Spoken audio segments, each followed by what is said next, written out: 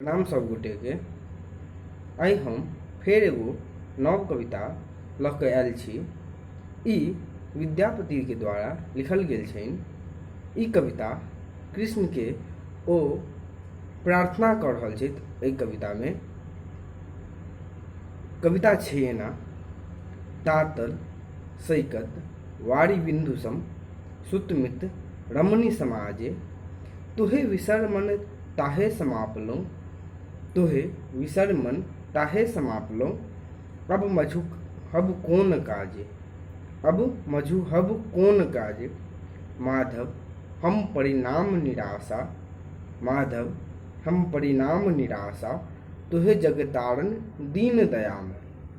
माधव हम परिणाम निराशा, तुहे जगतारण दीन दयामय। अतः तोहर विश्वासा, आध जन्म हम निंदे गमायलौं, आध जन्म हम निंदे गमेलौं।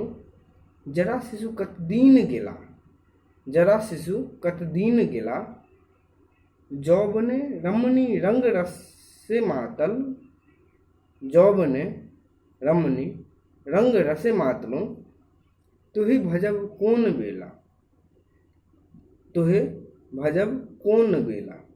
कत चतुरानन मरि मरि जाओत, कत चतुरानन मरि मरि जाओत। न तुअ आदि अवसाना, न तुअ आदि अवसाना। तुहे जन्म पुण्य तुहे समाओत, तुहे जन्म पुण्य तुहे समाओत। सागर लहर समाना, सागर लहर समाना। भनय विद्यापति शेष समन भय, भनय विद्यापति शेष समन भय।